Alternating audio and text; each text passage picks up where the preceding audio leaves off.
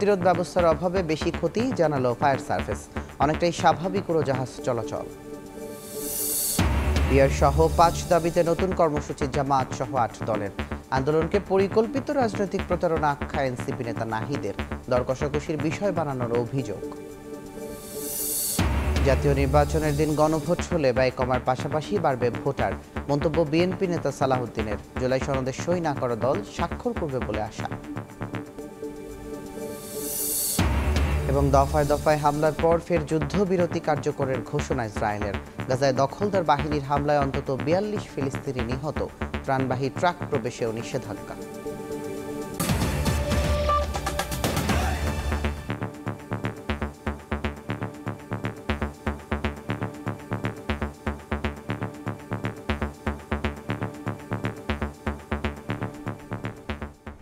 ভোরের সময় সঙ্গে আছি আমি তুষার আহমেদ ইমন।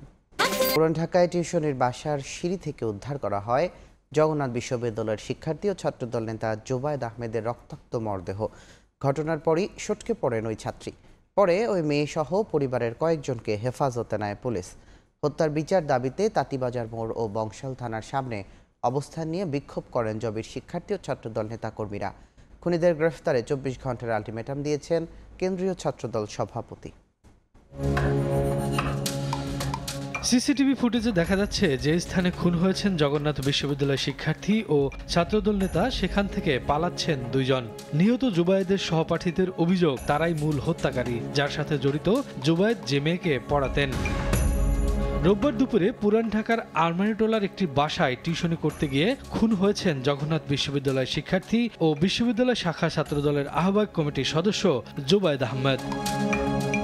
পঞ্চমতলা ভবনে 3 তলার সিঁড়ির উপরে রক্তাক্ত অবস্থায় পড়েছিল জুবায়েদের লাশ। সেখান থেকে নিচ তলার সিঁড়ি পর্যন্ত দেখা গেছে রক্তের দাগ। পুলিশের ধারণা ছুরিকাঘাতে হত্যা করা হয়েছে। এই ঘটনায় জুবায়েদের টিউশন শিক্ষার্থী বর্ষা ও তার পরিবারের কয়েকজনকে হেফাজতে নিয়েছে পুলিশ। 15 নূর বক্স ল্যান্ড একটা বাসার সিঁড়িতে জগন্নাথ বিশ্ববিদ্যালয়ের মোহাম্মদ জুবায়ের হোসেন সে নিহত হয়েছে। 5 তলা টিউশনি করতে উনি 3 তলার সিঁড়িতে পড়ে আছে। সহপাঠীরা জানান, পড়াতে যাওয়ার কথা ছিল না জুবায়েদের। বর্ষা ফোন করে এনে পরিকল্পিতভাবে হত্যা করে আলামত নষ্টের চেষ্টা করে। হত্যাকাণ্ডের স্থানে এসে জগন্নাথ বিশ্ববিদ্যালয়ের উপাচার্য জড়িতদের কঠোর শাস্তির দাবি জানান। যাকে প্রাইভেট পড়াতো উনি বারবার কল দিচ্ছিল যে আসলে ভাই আপনি কোথায় আছেন এক্সাক্ট। একটা ছাত্রী বা একটা ছাত্র তো কখনোই বারবার বলে না স্যার আপনি কখন কই, এখন এক্সাক্ট কই। তারা এই হত্যাকাণ্ডের সাথে জড়িত না থাকতো তাহলে অবশ্যই তারা হচ্ছে যে এটা মানে ঢাকার চেষ্টা করতো না, এভিডেন্সটা ঢাকার চেষ্টা করতো। আমরা সমস্ত আইন শৃঙ্খলা রক্ষাকারী বাহিনীর সঙ্গে কথা বলেছি আর সবাই এসেছেন এবং ওনারা কার্যকর পদক্ষেপ নেবেন এই জোর দাবি জানাচ্ছি। জুবায়েদ হত্যার বিচারের দাবিতে প্রথমে রাজধানীর তাঁতীবাজার মোড় অবরোধ করেন জবি শিক্ষার্থী ও ছাত্রদল নেতাকর্মীরা। পরে সেখান থেকে বংশাল থানার সামনে অবস্থান নিয়ে বিক্ষোভ করেন তারা। জড়িতদের আইনের আওতায় আনা না হলে কঠোর কর্মসূচির হুঁশিয়ারি দেয় ছাত্রদল। এরকম অনেক ঘটনায় ঘটে, আসলে সুষ্ঠু বিচার আমরা পাই না। কেন এরকম হচ্ছে? আজ কাল আমার সাথে হতে পারে, পরশুদিন কোনো একটা আমার ছোট বোনের সাথে হতে পারে। আদালতে আসবে, জিনিসটা খবরে আসবে, প্রত্যেকটা জিনিস কিন্তু আমাদেরকে জুবায়েদের কথা মনে করাই দেবে। যত দ্রুত মামলাটা খালাস হবে তত হয়তো আমরা কিছুটা হলেও ভুলে থাকতে পারবো। সিসি ক্যামেরা ফুটেজে 2 জনকে দেখা গিয়েছে যে দৌড়ে যাচ্ছে, তার সাথে আরও কেউ থাকতে পারে। অবশ্যই আগামীকাল আমরা আবারও ছাত্রদলের পক্ষে কর্মসূচি দেওয়া হচ্ছে, যখন বিশ্ববিদ্যালয় থেকেও কর্মসূচি দেওয়া হবে। এর আগে জুবায়েদ হত্যার প্রতিবাদে টিএসসিতে বিক্ষোভ করে ঢাকা বিশ্ববিদ্যালয় ছাত্রদলের নেতাকর্মীরা। এছাড়া রাজশাহীতেও নগরীর আলোকার মোড় থেকে বিক্ষোভ মিছিল নিয়ে বিভিন্ন সড়ক প্রদক্ষিণ করে রাজশাহী মহানগর ছাত্রদলের নেতাকর্মীরা। শফিকুজ্জামান রুবেল, সময় সংবাদ, ঢাকা। 26 ঘন্টা পর পুরোপুরি নিভল শাহজালাল বিমানবন্দরের আগুন। পিলারে ফাটল ধরায় কার্গো ভিলেজ ভবন ঝুঁকিপূর্ণ। রোববার বিকেলে ব্রিফিংয়ে ফায়ার সার্ভিস আরও জানায়, শনাক্ত ও প্রতিরোধ ব্যবস্থার অভাবে বেশি ক্ষয়ক্ষতি হয়েছে। জটিল অবকাঠামোর কারণে অগ্নি নির্বাপনে বেশি সময় লেগেছে। উপদেষ্টারা জানান, 7 সদস্যের তদন্ত কমিটি করা হয়েছে। প্রতিবেদন পেলে জানা যাবে নাশকতা নাকি দুর্ঘটনা। আগুনের ভয়াবহতা অনেকবারই দেখেছে বাংলাদেশ। সবশেষ আগুনে পড়ল হযরত শাহজালাল আন্তর্জাতিক বিমানবন্দরের কার্গো সেকশন। আমদানি করা পণ্যের বিশাল মজুতে আগুন লাগে শনিবার দুপুরে। লেলিহান শিখার নিয়ন্ত্রণ আসে 7 ঘন্টায়, আর পুরোপুরি নেভাতে সময় লাগলো প্রায় 26 ঘন্টা। প্রত্যক্ষদর্শীরা বলছেন, আগুনের সূত্রপাত কার্গো সেকশনের আমদানি অংশের কুরিয়ার শাখা থেকে। উত্তর অংশের এই আগুন ছড়িয়ে যায় দক্ষিণ দিকেও, ছাই হয়ে যায় মজুদ সব আমদানি পণ্য। কুরিয়ার গোডাউন থেকে আগুনটা এই কোণা থেকে আর কি আগুনটা শুরু হয়। তারপর হচ্ছে আপনার 3 নম্বর গেট, তারপর হচ্ছে গেট বি গার্মেন্টস সেকশনে। 2:15 থেকে আগুন লাগছে কুরিয়ার সার্ভিসের কুরিয়ারের ইউনিটের এই পাশ থেকে। আমাদের তো 1 নম্বর গেট, 2 নম্বর গেট, 3 নম্বর গেট সবগুলোই মাল পড়ছে। এদিকে ঘটনার পর ফায়ার সার্ভিস সহ অন্যান্য বাহিনীও যোগ দেয় আগুন নেভানোর কাজে। তবে কার্গো সেকশন সংশ্লিষ্ট বিভিন্ন পেশাজীবীদের অভিযোগ, নিরাপত্তা এবং পাশের দোহাই দিয়ে ফায়ার সার্ভিসকে দীর্ঘক্ষণ অপেক্ষা করতে হয়। বাইরের ওই যে ফায়ার সার্ভিসগুলো এটা বন্ধ রাখছে অনুমতির জন্য। অনুমতি এই মুহূর্তে অনুমতি কি দরকার? আগুন লাগছে এই জায়গা সিভিল ডিভিশন আইয়া বলতেছে এখন অনুমোদন দেয় নাই, ফায়ার সার্ভিসে এরা ঢুকতে পারে নাই। তো এই জায়গায় আগুন লাগলে অনুমোদনের কি আছে ভাই? বিকেলে ফায়ার সার্ভিসের পক্ষ থেকে সমাপনী ব্রিফিংয়ে জানানো হয়, কার্গো কমপ্লেক্সের জটিল অবকাঠামোর কারণে আগুন নিয়ন্ত্রণ ও নির্বাপনে সময় লেগেছে। শনাক্ত ও প্রতিরোধ ব্যবস্থা থাকলে শাহজালালে আগুনে এত ক্ষতি হতো না। জানান, আগুনে কার্গো ভিলেজ ভবনের পিলারে ফাটল ধরেছে। ঝুঁকিপূর্ণ ভবনটি ব্যবহার করা যাবে কিনা পরীক্ষার পর জানা যাবে। যে কোনো ধরনের ডিটেকশন সিস্টেম যদি থাকতো এবং তার সাথে প্রোটেকশন সিস্টেম থাকতো, তাহলে হয়তো এতটা দুর্ঘটনা ঘটতোই না। খুব ছোট ছোট মানে ঘরের মতো করে ভিতরে এরকম ভাগ করা, বিভিন্ন মানে ভাগ করার কারণেই এটা হয়তো ভিতরে কেটে কেটে ঢুকতে হয়েছে আমাদের। তো এই স্টিলগুলো কেটে ঢোকাটা একটা বড় কষ্টসাধ্য বিষয় ছিল, এটা একটা ঝুঁকিও ছিল।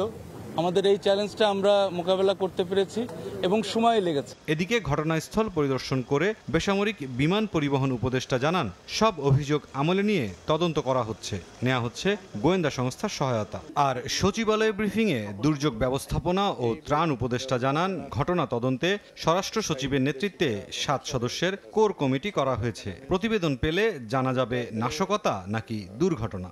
একটা কোর কমিটি গঠন করা হয়েছে 7 সদস্য বিশিষ্ট। এটা তদন্ত কমিটির রিপোর্ট না দেওয়া পর্যন্ত তো আমরা কিছু বলতে পারছি না। যত ধরনের অভিযোগ এসছে এটা আমলে নিয়ে আমাদের না অন্য মন্ত্রণালয় এবং গোয়েন্দা সংস্থার তথ্য বিশ্লেষণ করে আমাদের প্রয়োজনীয় সিদ্ধান্ত আমরা নেব। ভয়াবহ আগুনে কার্গো সেকশনের আমদানি অংশ পুড়ে গেলেও রক্ষা পেয়েছে রফতানি অবকাঠামো।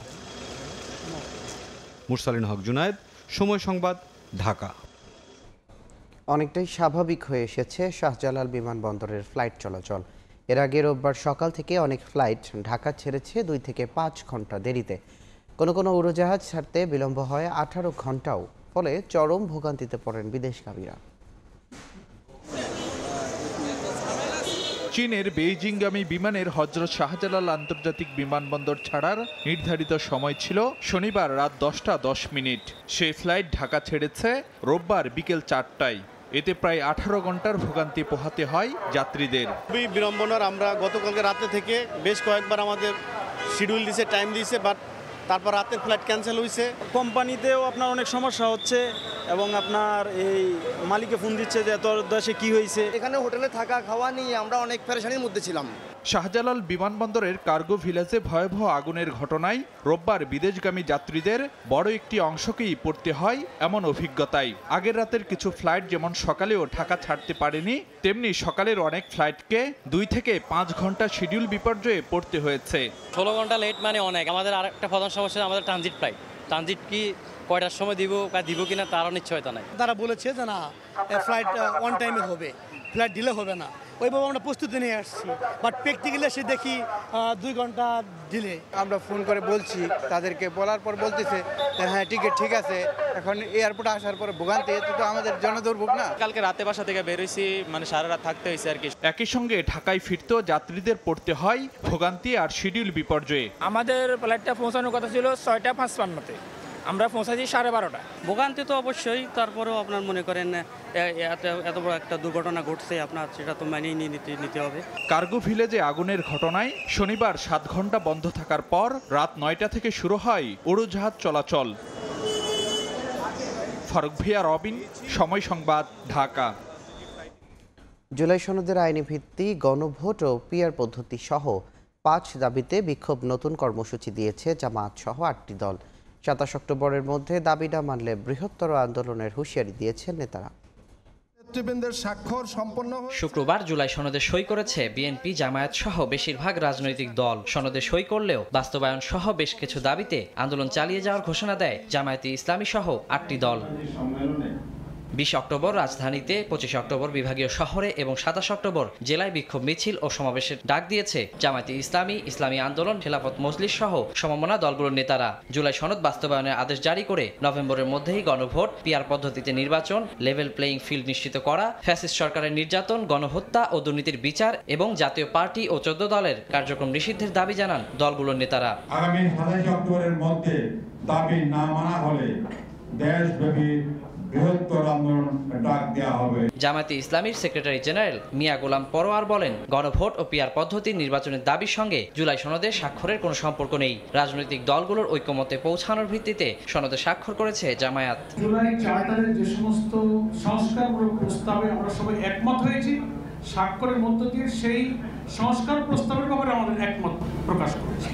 নতুন ঘোষিত আন্দোলন নির্বাচনকে বাধাগ্রস্ত করবে না জানিয়ে ফেব্রুয়ারিতেই নির্বাচন চান বলেও মন্তব্য করেন জামায়াতের সেক্রেটারি জেনারেল। আমাদের এই আন্দোলন নিয়মতান্ত্রিক, নির্বাচন সুষ্ঠু করার জন্যই আমাদের এই আন্দোলন, বাধার কোনো কারণই নাই। শুধু আদেশটা জারি করা প্রয়োজন, গণভোটটা প্রয়োজন। ওয়ালিউল সাকিব, সময় সংবাদ, ঢাকা। পিআর পদ্ধতির দাবিতে জামায়াত ইসলামীর আন্দোলনকে পরিকল্পিত রাজনৈতিক প্রতারণা হিসেবে অভিহিত করেছেন এনসিপির আহ্বায়ক নাহিদ ইসলাম। রোববার বিকেলে ফেসবুক পোস্টে কথা লিখেন তিনি। নাহিদ বলেন, সংবিধান সংস্কার ও রাষ্ট্র পুনর্গঠনের মূল আলোচনাকে ভিন্ন দিকে নিয়ে যাওয়াই এই আন্দোলনের উদ্দেশ্য, যাতে ঐকমত্য কমিশনের সংস্কার প্রক্রিয়া ব্যাহত হয়। জামায়াত ও তাদের সহযোগীরা আসল সংস্কারের পরিবর্তে পিআরকে কৌশলগত বা রাজনৈতিক দর কষাকষির বিষয় বানিয়ে ফেলেছে বলে অভিযোগ করেন তিনি। বলেন, জামাত কখনোই প্রকৃত সংস্কার বা গণতান্ত্রিক রাষ্ট্র ব্যবস্থার আলোচনায় অংশ নেয়নি। সংস্কার প্রক্রিয়ায় তাদের সমর্থন ছিল কেবল রাজনৈতিক কৌশল ও বিভ্রান্তির অংশ হিসেবে। বাংলাদেশের মানুষ এই ছলচাতুরি বুঝে ফেলেছে এবং তারা জানে কে আসল সংস্কারবাদী আর কে সুযোগ সন্ধানী। শাপলা প্রতীক নিয়ে আবারও ইসির কাছে অনড় অবস্থান জানালেন এনসিপির নেতারা। বৈঠকের পর ইসির বিরুদ্ধে স্বেচ্ছাচারী আচরণের অভিযোগ তুলেছেন তারা। বলেন, নির্বাচন কমিশনকে গণিমতের মাল হিসেবে ভাগাভাগি করে নিয়েছে বিভিন্ন পক্ষ। ইসির যোগ্যতা নিয়ে প্রশ্ন তুলে ফেব্রুয়ারিতে সুষ্ঠু নির্বাচন অনুষ্ঠিত হওয়া নিয়েও শঙ্কা প্রকাশ করেন এনসিপি নেতারা। 19 অক্টোবরের মধ্যে এনসিপিকে শাপলার বিকল্প প্রতীক হিসেবে ইসির তালিকায় থাকা অন্য প্রতীক নিতে চিঠি দেয় নির্বাচন কমিশন। এনসিপিকে পাঠানো চিঠিতে লেখা ছিল, তা না হলে নিজ বিবেচনায় সিদ্ধান্ত নেবে ইসি। পাল্টা জবাবে শাপলার পক্ষে অনড় অবস্থানের কথা জানায় এনসিপি। ইসির বেঁধে দেওয়ার সময়ের শেষ দিন রোববার। এদিন সকাল 11টায় 4 সদস্যের প্রতিনিধি দল আসে নির্বাচন কমিশনে। বৈঠক করে কমিশন সচিবের সঙ্গে 1.5 ঘন্টার বৈঠক শেষে এনসিপির পক্ষ থেকে শাপলার ব্যাপারে অনড় অবস্থান আবারও জানান দলটির নেতারা। এ সময় ইসির বিরুদ্ধে স্বৈরাচারী আচরণের অভিযোগ করেন তারা। কোন নীতিমালার ভিত্তিতে শিডিউলে অন্তর্ভুক্ত করা হয়েছে সেটার কোনো স্পষ্ট নীতিমালা নেই। শাপলা ছাড়া কোনো বিকল্প কোনো অপশন নাই। এখন আমরা বিকল্প কেন নিব? ইলেকশন কমিশনও তারা গণিমতের মাল হিসাবে ভাগ করেছে। আর্মি এক ভাগ নিয়েছে, বিএনপি এক ভাগ নিয়েছে, জামাত এক ভাগ নিয়েছে। কিন্তু আমরা তো জনগণের একটা প্রতিষ্ঠান হিসাবে নির্বাচন কমিশনকে দেখতে চাই। এটা একটা জঙ্গলীয় কায়দায় চলছে। ফেব্রুয়ারিতে নির্বাচন কমিশন সুষ্ঠু নির্বাচন করতে পারবে কিনা তা নিয়েও সংশয় প্রকাশ করেন নেতারা। এদিন সকালে সিলেট পুলিশ লাইন্সে সাংবাদিকদের প্রশ্নের জবাবে নির্বাচন কমিশনার আনোয়ারুল ইসলাম সরকার বলেন, বিধি অনুযায়ী এনসিপিকে শাপলা প্রতীক দেয়া হচ্ছে না। আইন এবং বিধি অনুযায়ী আমাদের তালিকায় যে মার্কাগুলো রয়েছে, যে প্রতীকগুলো রয়েছে, সেগুলোর মধ্যে যে প্রতীকটা চাচ্ছেন সেই প্রতীকটা না থাকার কারণে নির্বাচন কমিশন দিতে পারছে। এছাড়া নির্বাচন ফেব্রুয়ারিতে না হওয়ার মতো কোনো ঘটনা ঘটেনি উল্লেখ করে রমজানের আগেই ভোট হবে বলে আশ্বস্ত করেন এই কমিশনার। যে উত্তরণ ঘটিয়েছে কাউসার চৌধুরী কুমু, সময় সংবাদ, ঢাকা। জুলাই জাতীয় সনদে সই না করা দলগুলো স্বাক্ষর করবে বলে আশাবাদী বিএনপি। এ নিয়ে জাতীয় নির্বাচনে কোনো প্রভাব পড়বে না বলেও মনে করেন দলটি। বিএনপির স্থায়ী কমিটির সদস্য সালাউদ্দিন আহমদ বলেছেন, নির্বাচনের দিন গণভোট হলে রাষ্ট্রের ব্যয় কমবে, বাড়বে ভোটার উপস্থিতি। গণভোট হলে নির্বাচিত সংসদ সনদ বাস্তবায়নে বাধ্য থাকবে বলেও মনে করেন বিএনপি নেতারা। আহমেদ সালেহিনের রিপোর্ট। সংস্কার কমিশন দীর্ঘ 7 মাসের বৈঠকে ঐক্যমত্য কমিশনের দেয়া 84টি প্রস্তাবে রাজনৈতিক দলগুলোর সমর্থনের পর সই হয় জুলাই জাতীয় সনদ। নানা আলোচনা আর মত দ্বিমতের পরও 26টি দল স্বাক্ষর করে ঐতিহাসিক রাজনৈতিক এই দলিলে। সই করেনি এনসিপি সহ কয়েকটি বাম দল। বিএনপির স্থায়ী কমিটির সদস্য সালাউদ্দিন আহমদ মনে করেন, কেউ সনদে সই না করলেও জাতীয় নির্বাচনে প্রভাব পড়বে না। তবে সরকার ও জাতীয় ঐক্যমত্য কমিশনের আশ্বাসে নির্ধারিত সময়ের মধ্যেই সনদে সই করবেন বাকিরা। তারা স্বাক্ষর করবেন না এরকম কোনো অবস্থান প্রকাশ করেনি, বলেছে সনদের কি আছে দেখে তারপরে তারা স্বাক্ষর করবেন। আমি আশা করি তারা সময় করে স্বাক্ষর করবেন, সে স্বাক্ষর করার সুযোগটা আছে। আমি মনে করি সেটা জাতীয় নির্বাচনে কোনো প্রভাব ফেলবে না। সনদ নিয়ে গণভোটের বিষয়ে একমত সব দল। দুটি দল ছাড়া সবাই চায় জাতীয় নির্বাচনের দিনই হোক গণভোট। সালাউদ্দিন আহমদ মনে করেন, একই দিন গণভোট হলে রাষ্ট্রীয় খরচ কমবে, বাড়বে ভোটার উপস্থিতি। জুলাই জাতীয় সনদ স্বাক্ষরিত হয়েছে, এটা একটি ঐতিহাসিক রাজনৈতিক সমঝোতার দলিল। সেটা বাস্তবায়নের জন্যেই আমরা এখন অঙ্গীকারাবদ্ধ এবং সেটার আইনি ভিত্তি দেওয়ার জন্যেই গণভোট আয়োজন করতে হবে, সেই বিষয়েও আমরা সবাই একমত। দুই একটি রাজনৈতিক দল বলছে যে আগে হতে হবে, সেটা আগে হওয়াটা যৌক্তিক নয়, এখন সেই সময় নেই। বরং জাতীয় সংসদ নির্বাচনের একই দিনে গণভোটের জন্য একটা ব্যালট থাকলে তাতে ভোটার টার্নআউট বেশি হবে।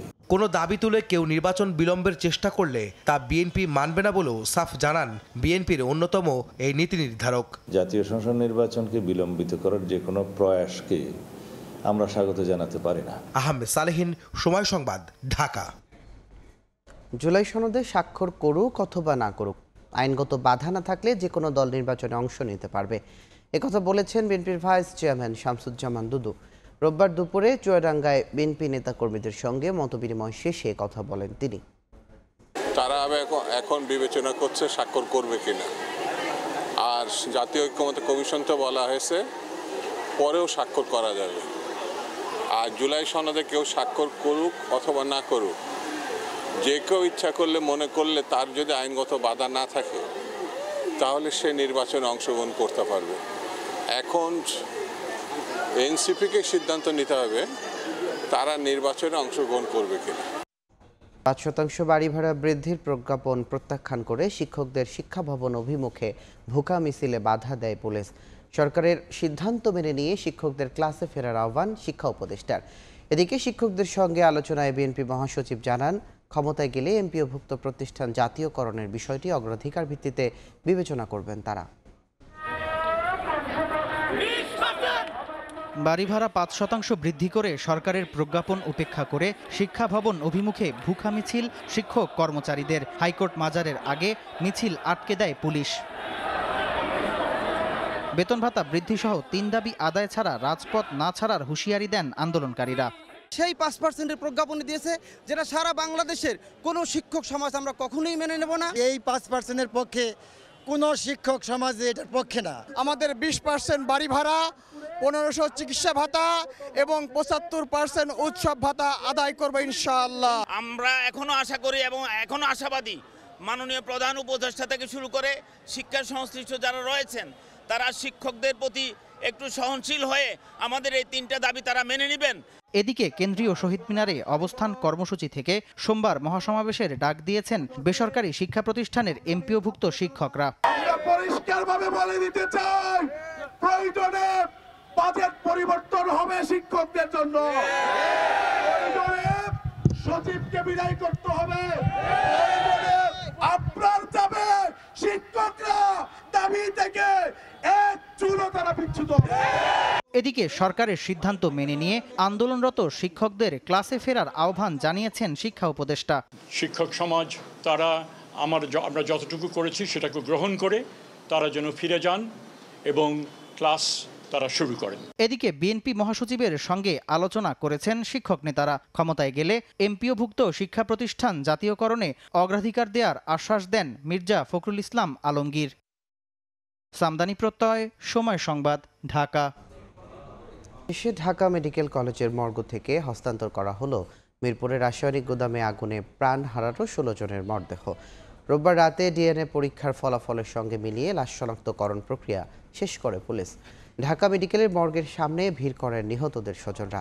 দুর্ঘটনা এবং সার্বিক অব্যবস্থাপনা নিয়ে ক্ষোভ প্রকাশ করেন অনেকেই। এখনও খোঁজ করছেন নিখোঁজ স্বজনকে। পুলিশ জানায় দুর্ঘটনাস্থলে উদ্ধার অভিযান চলছে। 11:43 বাজে ফোন দিছি, তখন খালি বলছে যে আল্লাহ বাঁচাও আগুন, আল্লাহ বাঁচাও আগুন। চোখে শুকিয়ে যাওয়া কান্না আর বুকে আর্তনাদ চেপে রোববার সন্ধ্যার পর ঢাকা মেডিকেল কলেজের মর্গের সামনে ভিড় করেন মিরপুরের আগুনে নিহতদের স্বজন পরিবার। অবশেষে ঘটনার 5 দিন পর বুঝে পেলেন প্রিয়জনের দেহাবশেষ। এক এক করে পরিবারের কাছে হস্তান্তর করা হয় 16টি মরদেহ। এ সময় লাশ দাফনের জন্য দুর্যোগ ব্যবস্থাপনা ও ত্রাণ মন্ত্রণালয়ের পক্ষ থেকে ভুক্তভোগীদের স্বজনদের দেয়া হয় 25,000 টাকা। আমি যখন খবর পাইছি তখন আমি এখানে অনেক দৌড়াইছি। স্বপ্ন ছিল লেখাপড়া করানোর জন্য, কিন্তু আমি পারিনি। মেয়েরই লেখাপড়া করানোর জন্য কোন দিন পাইবো, কোন দিন আমরা মনে সান্ত্বনা পাইবো। আমার মেয়ে চিনতে পারছি, আমার মেয়ের জামা কাপড় রয়ে গেছে গায়ে। রোববার রাতে হস্তান্তর করা হলো 16টি মরদেহ। তবে মেয়ের স্বামীর মরদেহ পাওয়ার পর এখনো মেয়ের লাশ পাননি বলে দাবি করেন এক ভুক্তভোগীর বাবা। মরদেহ বুঝে নিতে বিকেলে ফোন করা হয়, তবে মর্গে এসে মেয়েকে পাননি বলে দাবি তার। জামাইরে পাওয়া গেছে, মায়ের পাওয়া গেছে না। গেঞ্জের কারখানা তো এটা গার্মিস, গেঞ্জি আমার মায়ের ফুকটের মধ্যে বাদ জানিয়েছে। এরা যদি ডিএনএ টেস্ট করে আমাকে এক নাম যে দুইবার হয়েছে, এক নাম দুইজনের হয়েছে, দুই নাম দুইজনের হয়েছে, এই যে নাম হয়েছে এরা কেমনে দিছে তাহলে? হস্তান্তর প্রক্রিয়া শেষে খোঁজ না পাওয়া মরদেহের ব্যাপারে পুলিশ জানায় দুর্ঘটনাস্থলে উদ্ধার কাজ পুরোপুরি শেষ না হওয়া পর্যন্ত আশা থাকছে। আমাদের কাছে যে 16টা ছিল 16টা আইডেন্টিফাই হয়েছে। এখনো ওখানে উদ্ধার অভিযান চলমান আছে। ওখান থেকে যদি কোনো ডেড বডি উদ্ধার হয় তাহলে ওটাকে আমরা প্রপার ওয়েতে ডিএনএ পরীক্ষার মাধ্যমে ম্যাচ করিয়ে যদি তাদের বডি হয় তাহলে হস্তান্তর করতে পারব। এর আগে ডিএনএ পরীক্ষার মাধ্যমে 16 জনের পরিচয় শনাক্ত করা হয়। গত মঙ্গলবার সকালে মিরপুরের শিয়ালবাড়ির শাহ আলম রাসায়নিক গুদামে অগ্নিকাণ্ডের সময় বের হওয়ার পথ না থাকায় প্রাণ হারান 16 জন। আত্মজুর রহমান, সময় সংবাদ, ঢাকা।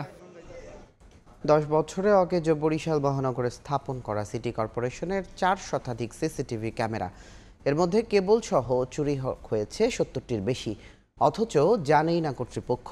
বর্তমানে এসবের কোনো কার্যকারিতা না থাকায় নিরাপত্তা নিয়ে শঙ্কায় নগরবাসী।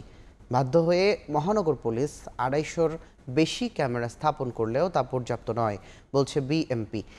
সুজয় দাসের ছবিতে অপূর্ব রিপোর্ট।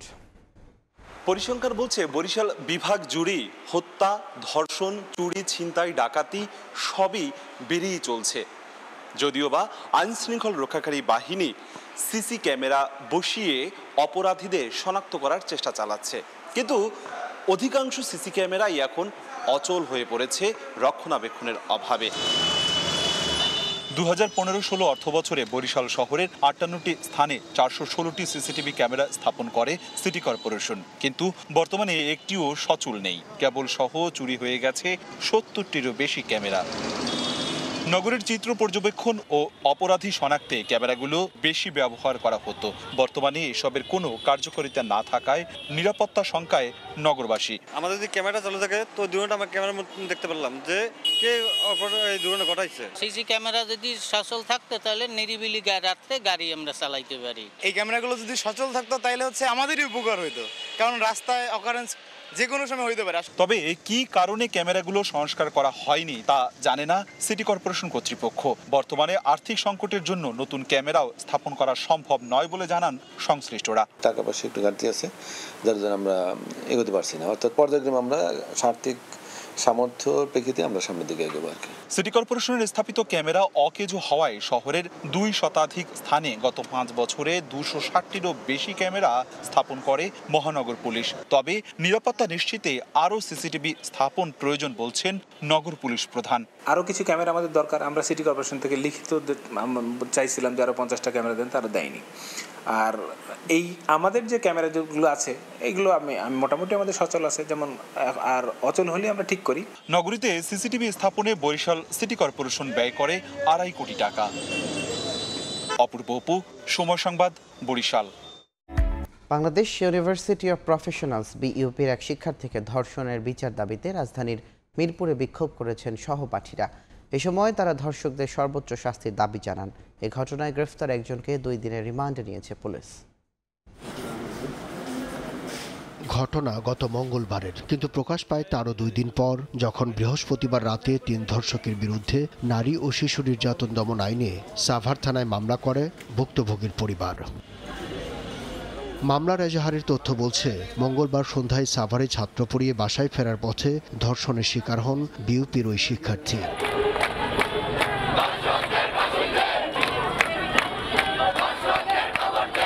ঘটনার জানাজানি হলে ফসে ওঠে বিউপির শিক্ষার্থীরা। মিরপুর 12 বাস স্ট্যান্ডে জড়ো হয়ে বিক্ষোভ করেন। এ সময় কিছু সময়ের জন্য রাস্তা অবরোধ করেন তারা। দাবি জানান ন্যায় বিচারের। সর্বোচ্চ শাস্তি আমরা মৃত্যুদণ্ড যাচ্ছি। যে ধর্ষণ করছে তার কোনো ধরনের রাজনৈতিক পরিচয়, কোনো ধরনের দলীয় পরিচয়, ধর্মীয় পরিচয় সব বাদ দিয়ে আমরা বিচারটা নিশ্চিত করতে যাচ্ছি। পরিবর্তন আসলেও কিন্তু ধর্ষণ তো কমতেছে না, ধর্ষণ কমতেছে। পরে শিক্ষার্থীরা ধর্ষণের প্রতিবাদে মিছিল বের করে। মিছিলটি মিরপুর 10 গোল চত্বর হয়ে আবারও মিরপুর 12তে ফিরে যায়।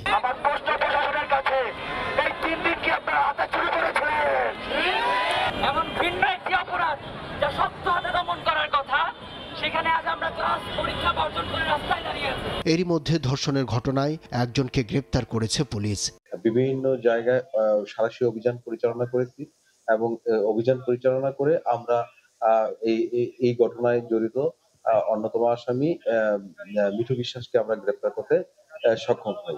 মামলায় আসামিরা হলেন সাভারের সোহেল রোজারিও, বিপ্লব রোজারিও ও মিঠু বিশ্বাস। তাদের মধ্যে সোহেলের বিরুদ্ধে ধর্ষণ এবং বিপ্লব ও মিঠুর বিরুদ্ধে ধর্ষণে সহযোগিতার অভিযোগ আনা হয়।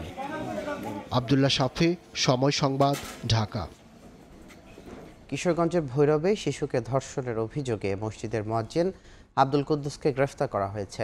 রোববার সন্ধ্যায় বাজিতপুরের বাহিরবালি এলাকা থেকে তাকে গ্রেফতার করে র্যাব।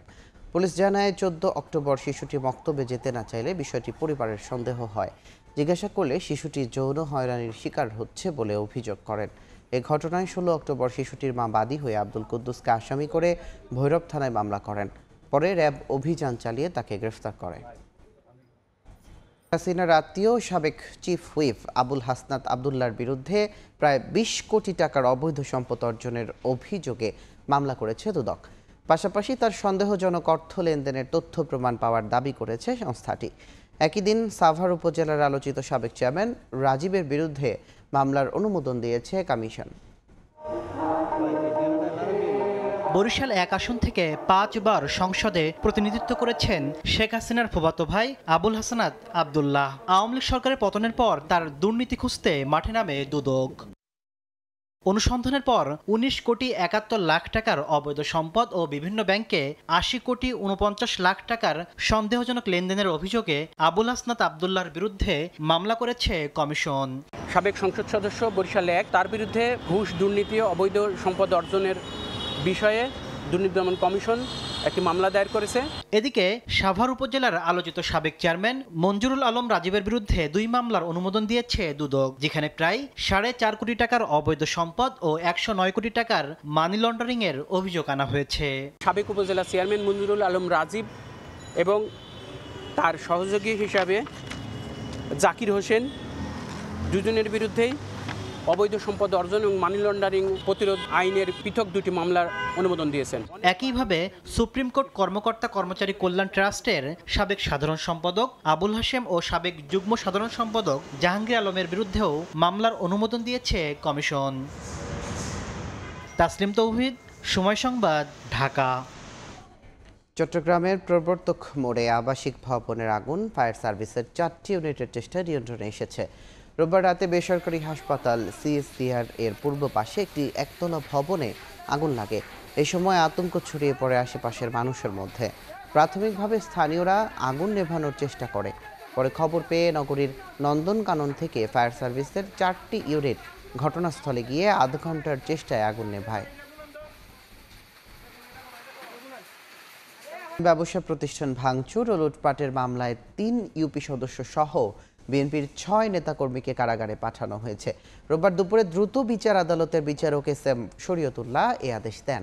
মামলার বিবরণীতে জানা যায়, 2024 সালের 5 আগস্ট অভিযুক্তরা সদর উপজেলায় মনিরুজ্জামানের ব্যবসা প্রতিষ্ঠান ভাঙচুর ও লুটপাট চালান। এই ঘটনায় মনিরুজ্জামানের স্ত্রী বাদী হয়ে 22 জনের নাম উল্লেখ করে আদালতে মামলা করেন। আসামিরা স্থায়ী জামিনের আবেদন করলে তা না মঞ্জুর করে কারাগারে পাঠানোর আদেশ দেন আদালত।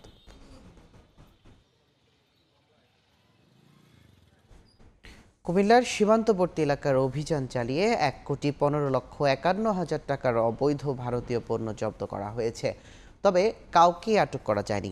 বিজিবি জানায় ১৪ গ্রামের শিবের বাজার বিওপি ও আদর্শ সদর উপজেলার বিবির বাজার বিওপি আলাদা অভিযান চালায়। চোরাচালান ও আন্তঃসীমান্ত অপরাধ দমনে এ অভিযানকালে বুড়িচং ও পাঁচতবি থেকে ৩২৩ পিস ভারতীয় শাড়ি, ১৮০ পিস শাল এবং ১,৭১৪ পিস মোবাইল ফোনের ডিসপ্লে জব্দ করা হয়। জব্দকৃত ভারতীয় পণ্য কাস্টমস কর্তৃপক্ষের কাছে হস্তান্তর করা হয়েছে। পরিবর্তনের বিরূপ প্রভাব বাড়ছে দেশের কৃষিতে। এবার যেমন বর্ষার শেষে বেশি বৃষ্টিপাতে ব্যাহত হয়েছে সবজি চাষ, ক্ষতির মুখে পড়েছেন চাষিরা। শুধু তাই নয়, জেগেছে শীতকালীন সবজির সরবরাহ সংকটের আশঙ্কাও। এই অবস্থায় খরা বর্ষার পরিবর্তনকে সামনে রেখে নতুন জাত ও প্রযুক্তি উদ্ভাবনের পরামর্শ আবহাওয়াবিদদের। আর ততদিন কৃষককে বাঁচিয়ে রাখতে ভর্তুকি সহায়তার তাগিদ দিচ্ছেন কৃষি অর্থনীতিবিদরা। মানিকগঞ্জ ও মুন্সিগঞ্জ ঘুরে এসে ফরহাদুর রহমানের রিপোর্ট। প্রাণ প্রকৃতির জন্য আশীর্বাদ হিসেবে বিবেচিত হয় বৃষ্টি, তবে এই বৃষ্টি আবার ক্ষতির কারণ হয়ে দাঁড়ায় কখনো কখনো, ভাসিয়ে নেয় কৃষকের ফসল, জীবিকা। মানিকগঞ্জের কৃষক রশিদের জন্য এবার দুর্ভাগ্য বয়ে এনেছে বর্ষার শেষ ভাগের অতিবৃষ্টি। 40% জমি থেকে গত বছর প্রায় 50,000 টাকার পোশাক বিক্রি করলেও এবার 5 থেকে 10,000 টাকাও পাবেন কিনা তা নিয়েও আছে শঙ্কা। এর মধ্যে ফরিদ গেছে 12টা, 600 টাকার ফরিদের দাম গেছে, টোটাল 30-32,000 টাকা খরচ গেছে 6.5 লইয়া। এখন পর্যন্ত এই যে 5,000 টাকা, যদি ভালো হইতো তো পাইকারে 40-50,000 টাকা লইয়ে যেত। শাক বুনছিলাম, আবার লাল শাক বুনছি, মূলা বুনছিলাম, পটল বুনছিলাম, সবই তো মার খাইছি। শুধু মানিকগঞ্জ নয়, সারা দেশে এবারের আশ্বিনের বৃষ্টি ভুগিয়েছে কৃষকদের। শীতের আগাম সবজির বাড়তি লাভের আশায় গড়ে বালি। এটা ফার্স্ট আমি পটল লাগাইছিলাম। পটল কিছুদিন পরে গাছে ওইটা জাংলার উপরে উঠছে, উঠার পরে বৃষ্টির কারণে ওই গাছ সব মারা গেছে। তারপরে এই দুন্দুল লাগাইছি, এই দুন্দুলকে এখনও দুন্দুলও শেষ। তারপরে লাগাইছি বটবুড়ি লাগাইছি, এটার পরে এটাও শেষ। আমার বয়সে আমি এমন বৃষ্টি দেয়নি, আর বৃষ্টি বেশি হয়েছে, 7 দিন 5 দিন হয়েছে, কিন্তু 6 মাসের বৃষ্টি আমি দেয়নি, একটা দিন আপনার কামাই জানা। বৃষ্টির কারণে, পানি জমাটের কারণে আমরা করতে পারতেছি না। আর সামনে আমরা যেই পরিস্থিতি দেখতেছি, আমরা ঢাকা শহরে আপনার চাইরানি শাকসবজিও পাঠাইতে পারব না।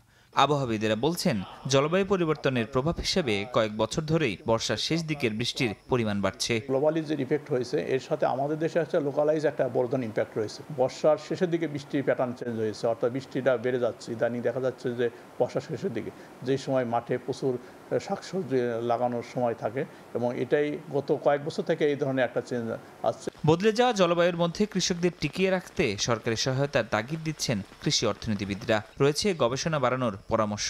সরকারকে এদিকে দৃষ্টি দিতে হবে। যারা ক্ষতিগ্রস্ত কৃষক, তাদের তালিকা ইতিমধ্যে তৈরি করতে হবে।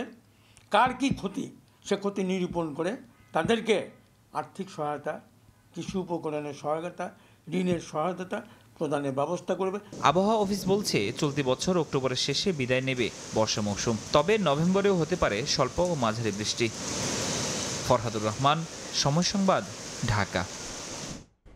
15 বছরেও বজ্র ব্যবস্থাপনা করে ওঠেনি পটুয়াখালীর কুয়াকাটা পৌরসভায়। শহরের খাজুরা এলাকায় প্রতিদিন ফেলা হচ্ছে 80 থেকে 90 টন আবর্জনা। দূষণ ও দুর্গন্ধে অতিষ্ঠ পর্যটক ও এলাকাবাসী। কর্তৃপক্ষ বলছে, শিগগিরই আধুনিক মানের বর্জ্য ব্যবস্থাপনা গড়ে তোলা হবে। তকিব পেদার ছবিতে শিকদার জাবির হোসেনের রিপোর্ট। পর্যটন নগরী কুয়াকাটা পৌরসভার প্রবেশ মুখেই এখন গড়ে উঠেছে ময়লার ভাগাড়। খোলা জায়গায় প্রতিদিন ফেলা হচ্ছে 80 থেকে 90 টন আবর্জনা। শহরে প্রবেশের সময়ই পর্যটকদের মুখোমুখি হতে হচ্ছে তীব্র দুর্গন্ধের। এখানে ময়লা ফেলা আজ 12 বছর তোমায় পৌরসভার ময়লা, কিন্তু এটা দুর্গন্ধতে আমরা রাস্তা দিয়ে আসা যাওয়া করতে পারি এবং পোলাপান আসতে পারে না। পোলাপানের অসুখ হয়, দুর্গন্ধ হয়, ভাত খাইতে পারে না। এই ময়লাগুলোর একটা যে কোনো বিধি ব্যবস্থা করাটা ভালো। গ্রানে দেখা যায় না, তাছাড়া স্কুলের পোলাপান ঠিক মতো আইতে যাইতে পারে না, গ্রানে নাক চাপতে যাওয়া লাগে। সূর্যোদয় ও সূর্যাস্তের বেলাভূমি খ্যাত এই পর্যটন নগরীকে 2010 সালে পৌরসভা ঘোষণা করা হয়। 12.75 বর্গ কিলোমিটার এলাকা নিয়ে খ শ্রেণীর এই পৌরসভার জনসংখ্যা প্রায় 20,000। 9টি ওয়ার্ড নিয়ে গঠিত পৌরসভায় বর্জ্য ফেলার নির্দিষ্ট স্থান থাকলেও এখনো শুরু হয়নি কোনো কার্যক্রম। এতে ক্ষোভ প্রকাশ করেন স্থানীয়রা। কর্তৃপক্ষ বলছে, শিগগিরই আধুনিক মানের বর্জ্য ব্যবস্থাপনা গড়ে তোলা হবে। সিটিসিআরপি প্রজেক্টের আওতায় এশিয়ান ডেভেলপমেন্ট ব্যাংকের অর্থায়নে 45 কোটি টাকার একটি প্রজেক্ট হাতে নিয়েছি। 3.5 একর জমি অধিগ্রহণ করা হবে। এটি বাস্তবায়ন হলে এলাকাতে প্রচুর কর্মসংস্থান সৃষ্টি হবে। দীর্ঘদিনের এই ভোগান্তি ও পরিবেশ দূষণ থেকে মুক্তি পেতে এখনই দরকার পরিকল্পিত পদক্ষেপ। শিকদার জাবির হোসেন, সময় সংবাদ, পটুয়াখালী। চিকিৎসক ও জনবল সংকট নিয়েই চলছে পটুয়াখালীর 10 উপজেলা স্বাস্থ্য কমপ্লেক্স। 3 জন চিকিৎসক নিয়ে চলছে স্বাস্থ্যসেবা আর 5টি বিশেষজ্ঞ চিকিৎসকের পদও শূন্য।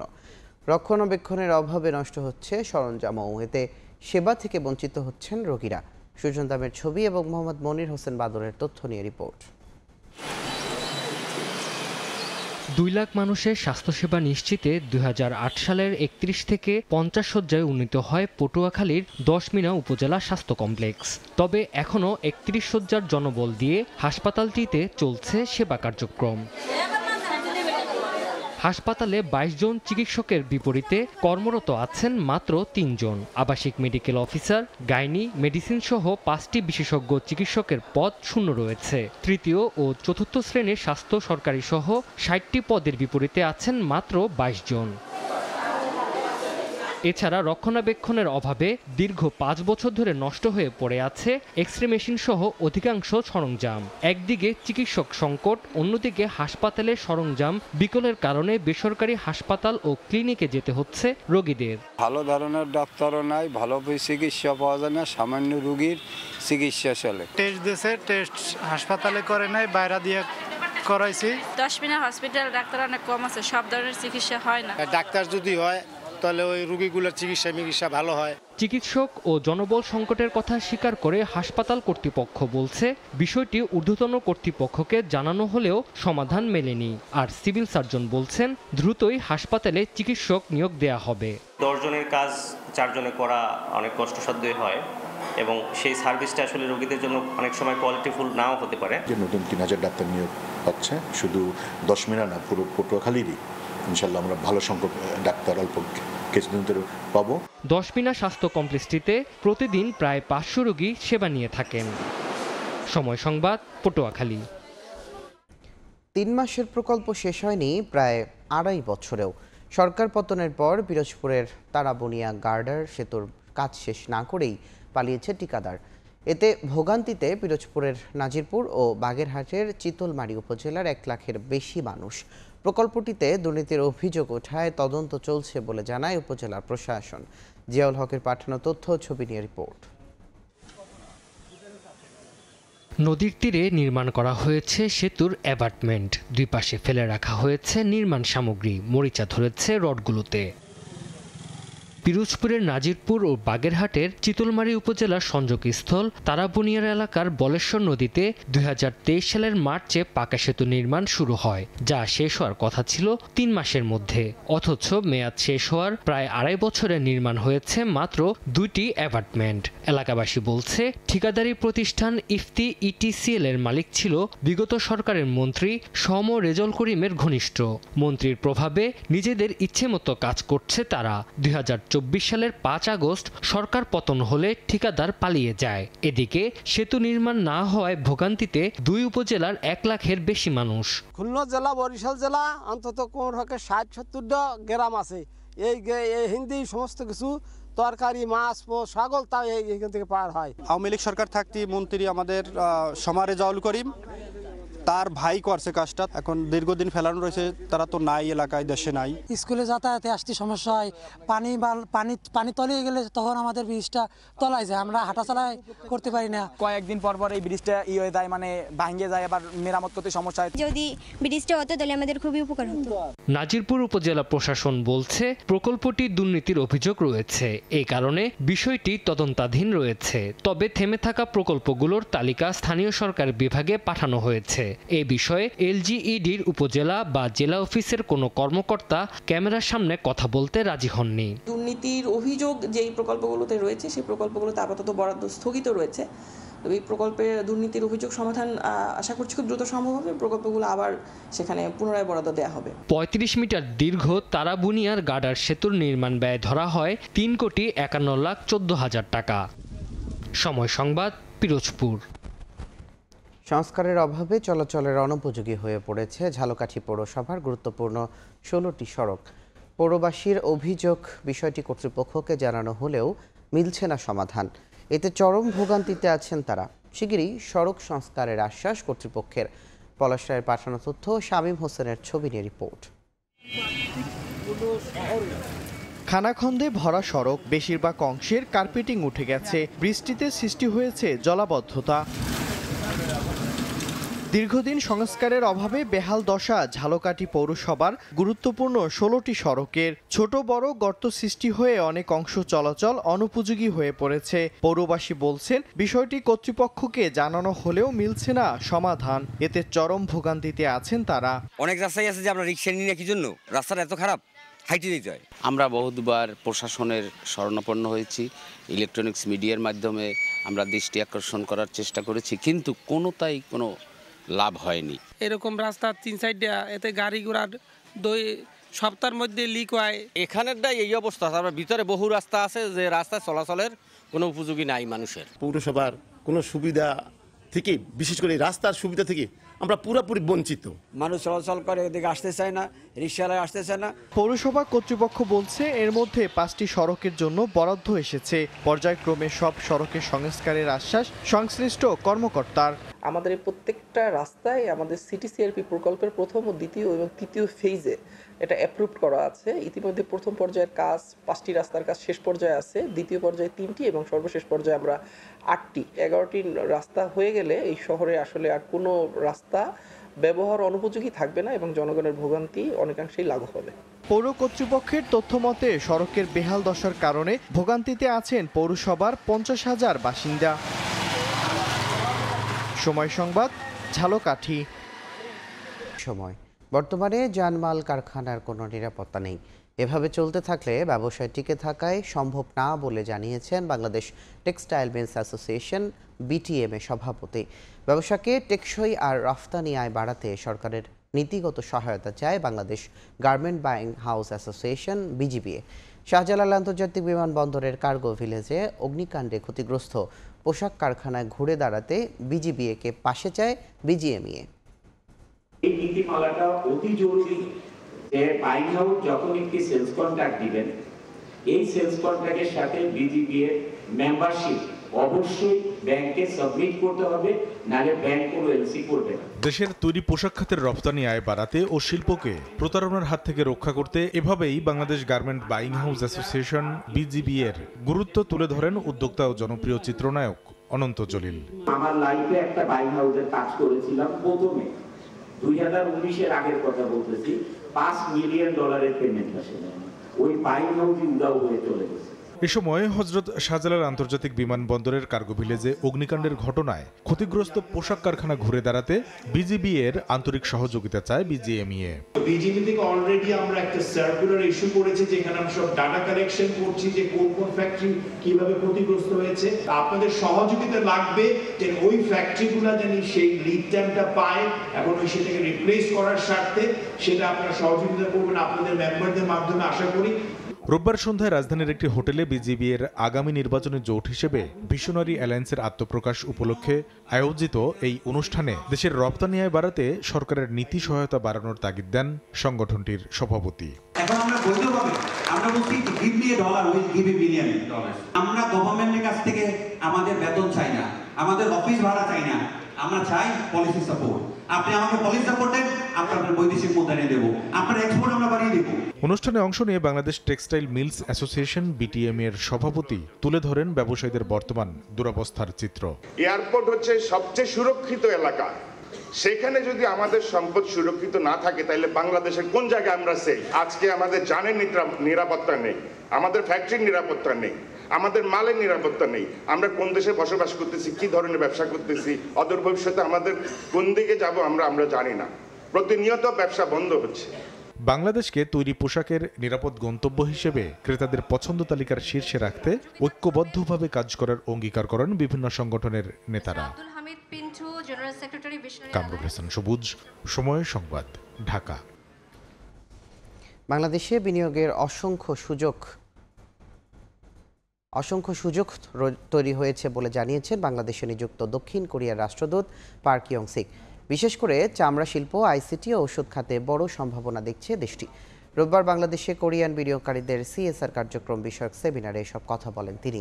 দ্বিপাক্ষিক বাণিজ্য উন্নয়নে দ্রুত ভিসা, কাস্টমস সহজীকরণ ও ট্যারিফ কমানোর পরামর্শ কোরিয়ান রাষ্ট্রদূতের। তিনি বলেন, বাংলাদেশে কোরিয়ান কোম্পানিগুলোর সিএসআর কার্যক্রম টেকসই উন্নয়ন, সামাজিক কল্যাণ ও দায়িত্বশীল বিনিয়োগে গুরুত্বপূর্ণ ভূমিকা রাখছে। চট্টগ্রামের কোরিয়ান ইপিজেডে ৭০,০০০-এরও বেশি কর্মসংস্থান সৃষ্টি হয়েছে উল্লেখ করে বাংলাদেশের অবকাঠামো উন্নয়নে অংশীদার হতে আগ্রহের কথা জানান কোরিয়ার রাষ্ট্রদূত। এদিন সেমিনারে অংশ নেন বেশ কয়েকটি কোরিয়ান কোম্পানির প্রতিনিধি, দেশি বিদেশি এনজিও, ব্যবসায়ী সংগঠন ও উন্নয়ন বিশেষজ্ঞরা।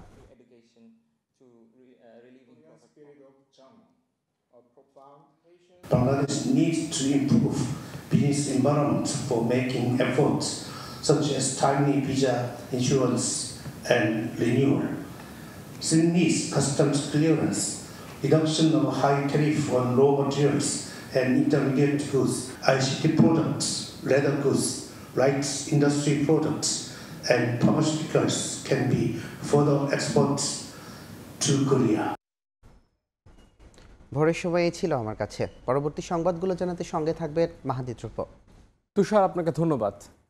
পরবর্তী সংবাদগুলো নিয়ে ফিরছে কিছুক্ষণ পর। দেখছেন ভোরের সময়, সঙ্গেই থাকুন। চট্টগ্রাম বন্দরে বর্ধিত গেট ফি স্থগিত করায় ধর্মঘট প্রত্যাহার করেছেন পরিবহন মালিকরা। রোববার দুপুরে বন্দর চেয়ারম্যানের সঙ্গে বৈঠকের পর এমন সিদ্ধান্ত নেওয়া হয়। গত ১৩ অক্টোবর চট্টগ্রাম বন্দর কর্তৃপক্ষ ৫৭.৫ টাকার গেট পাসের পরিবর্তে ২৩০ টাকা নির্ধারণ করল। শনিবার সকাল থেকে প্রাইম মুভার, ট্রাক, ট্রেইলার সহ ভারী যানবাহন মালিকরা বন্ধ করে দেয় গাড়ি চলাচল। এতে বন্দর থেকে পণ্য ডেলিভারি বন্ধ হয়ে যায়। এমন পরিস্থিতিতে রোববার দুপুরে বন্দর চেয়ারম্যান বৈঠক করে পরিবহন শ্রমিক মালিকদের সঙ্গে। সেখানে আগের প্রবেশ ফি আপাতত বহাল রাখার আশ্বাস দেয়া হলে পরিবহন মালিক শ্রমিকরা ধর্মঘট প্রত্যাহার ঘোষণা করেন।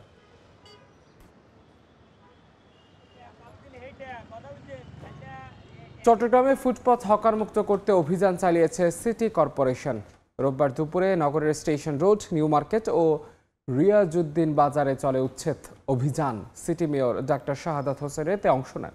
অবৈধভাবে ফুটপাত দখলকারীদেরও দেওয়া হয় হুঁশিয়ারি। গত ২ মাস আগে নগরের ফুটপাতে চলাচল নির্বিঘ্ন করতে হকার উচ্ছেদ করে ফুলের টব স্থাপন করেছিলেন সিটি কর্পোরেশন। পরে আবারও ফুটপাত দখল করেন দোকানিরা।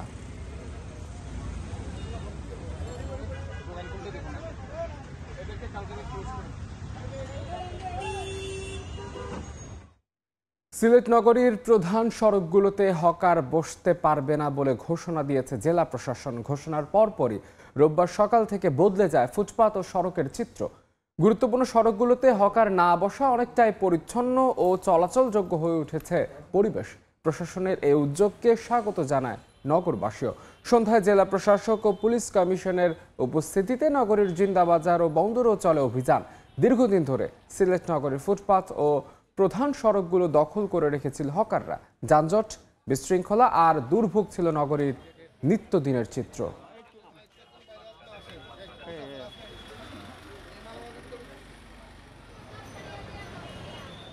আজকে আমার দেখে খুব ভালো লাগছে যে আমাদের এখানে পথচারী যারা রয়েছেন, ক্রেতা যারা রয়েছেন, তারা ফুটপাতে আনন্দে স্বাচ্ছন্দ্যে হাঁটতে পারতেছেন।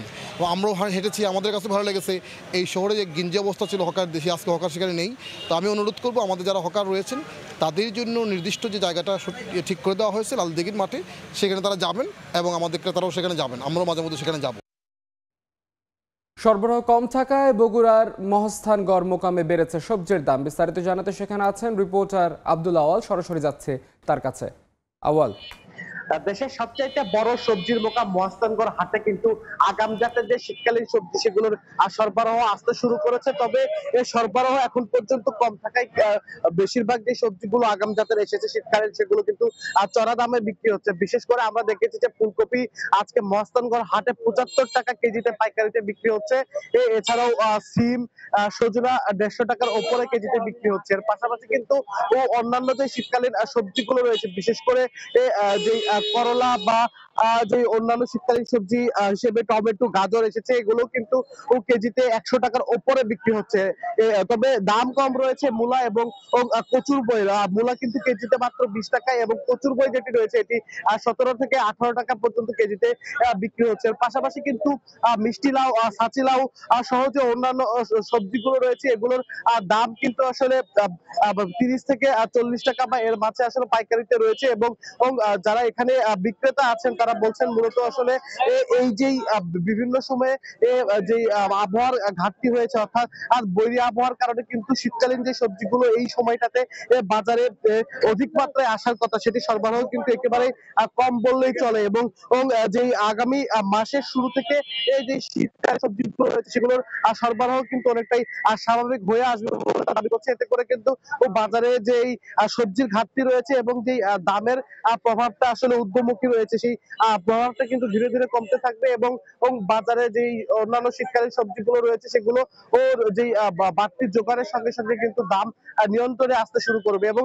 এই যে মহাস্থানগড় পাইকারি মোকাম রয়েছে এখানে যেই দামে আসলে সবজিগুলো বিক্রি হচ্ছে এই সবজিগুলোই কিন্তু আসলে বাজারে এখান থেকে হাত বদলের সঙ্গে সঙ্গেই যেই কাঁচা বাজার রয়েছে এখান থেকে 2 থেকে 4 হাত হয়ে কিন্তু আসলে সেখানে আরো অধিক দামে সিন্ডিকেটের ফলে বিক্রি হয়ে থাকে। এর ফলে কিন্তু কৃষকরা যে ন্যায্য মূল্য সেই ন্যায্য মূল্য থেকে বঞ্চিত হয়ে থাকে। এবং কৃষি বিপণন বিভাগের যেই কৃষকদের বরাবর একটি অভিযোগ, তাদের সঠিক পরিমাণে তদারকির অভাবে তারা যে সবজিগুলোর চাষাবাদ করে থাকেন অনেক সময় দেখা যায় যে সেই সবজিগুলোর মধ্যে কোনো আইটেম আসলে অধিক পরিমাণে চাষাবাদের জন্য তারা কিন্তু অনেক সময় বিপাকে পড়ে যান। এবং ইতিমধ্যেই কিন্তু মহাস্থান গড়ের যে বাজার সেটি কিন্তু ভোরের আলো ফোটার সঙ্গে সঙ্গেই জমতে শুরু করেছে। শুধু মহাস্থানগড় বা শিবগঞ্জ উপজেলার নয়, বগুড়ার অন্যান্য উপজেলা এবং আশপাশের জেলার চাষিরাও কিন্তু আসলে এই যে বাজারটি রয়েছে সেই বাজারে তাদের উৎপাদিত যে সবজিগুলো রয়েছে সেই সবজিগুলো নিয়ে আসতে শুরু করেছে। এবং বেলা গড়ার সঙ্গে সঙ্গে কিন্তু এই বাজারটি আরো জমজমাট হয়ে উঠবে। এর পাশাপাশি কিন্তু কাঁচা মরিচের যে ঝাঁজ ছিল এখন থেকে 2 সপ্তাহ আগেও যে ভারত থেকে আমদানির অভাবে সেটির এর প্রভাব কিন্তু কমে গিয়েছে। কাঁচা মরিচ কিন্তু স্বাভাবিক 110 থেকে 130 টাকার মধ্যে কেজিতে এখানে পাইকারিতে বিক্রি হচ্ছে। এবং পেঁয়াজের ঝাঁজ কিন্তু কিছুটা কমেছে, 60 থেকে 65 টাকা এখানে বিক্রি হচ্ছে। এবং আলুর যে দাম বছর জুড়েই আসলে নিম্নমুখী ছিল, সেই আলুর দাম কিন্তু এখনো নিম্নমুখী রয়েছে, মাত্র 15 থেকে 16 টাকা কেজিতে বিক্রি হচ্ছে। এবং কৃষকরা দাবি করছেন যে আলুতে তাদের একটি বিশাল পরিমাণের ক্ষতি হয়েছে উৎপাদনে। এবং যে আলুর দাম বর্তমানে রয়েছে এখনো বিপুল পরিমাণের আলু কিন্তু তাদের স্টোরে আসলে মজুদ রয়েছে। এই আলু বেচা বিক্রি নিয়েও কিন্তু কৃষকরা এক ধরনের শঙ্কার মধ্যে রয়েছেন।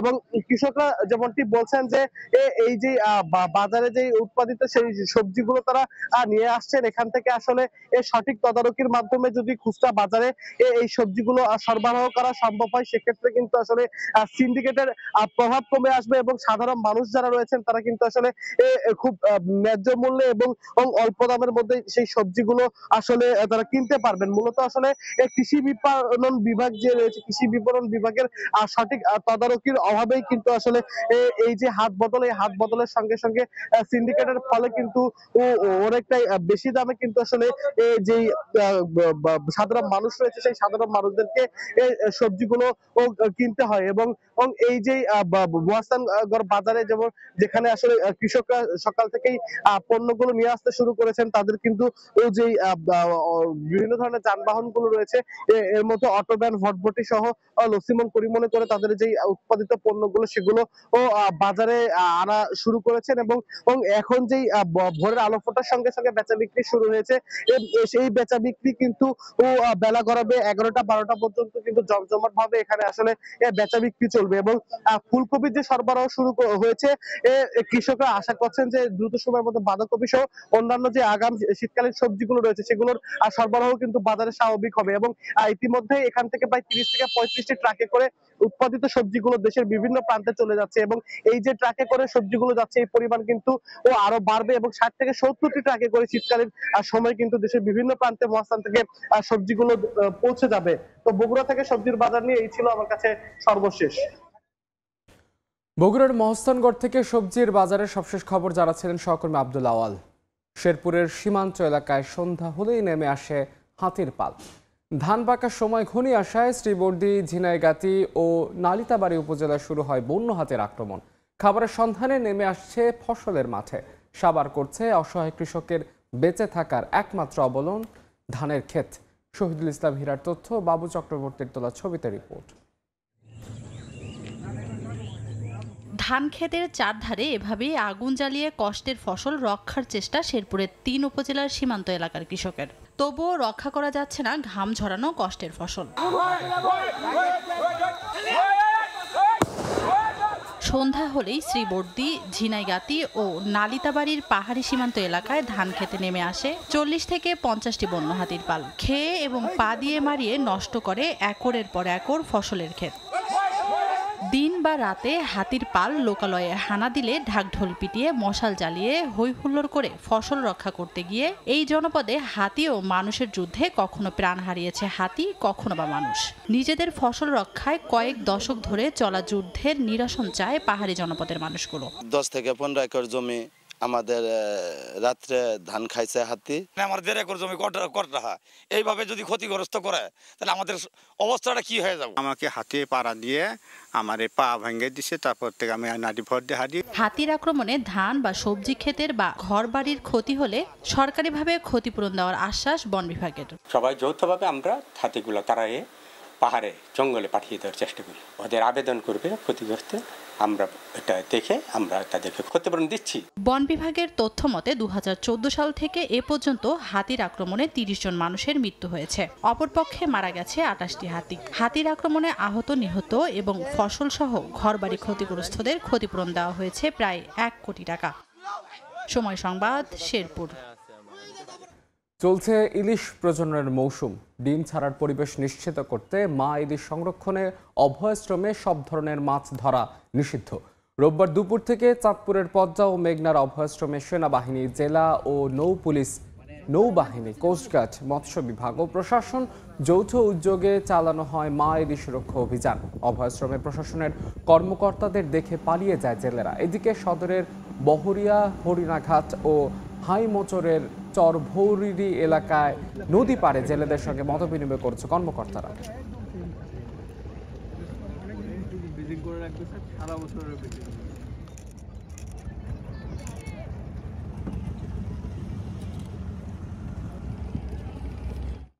বরিশালে মা ইলিশ রক্ষায় যৌথ অভিযানে আটক করা হয়েছে 11 জেলেকে। রোববার সকালে হিজলার মেঘনায় শুরু হয় অভিযান। জব্দ করা হয় 30,000 মিটার কারেন্ট জাল। আটককৃতদের মধ্যে 5 জনকে 8 দিন করে কারাদণ্ড দেওয়া হয়, বাকিদেরও অর্থদণ্ড করে প্রশাসন। পরে জব্দকৃত কারেন্ট জাল ধ্বংস করা হয়। মা ইলিশ রক্ষায় এই ধরনের অভিযান চলমান থাকবে বলে জানিয়েছে মৎস্য অধিদপ্তর।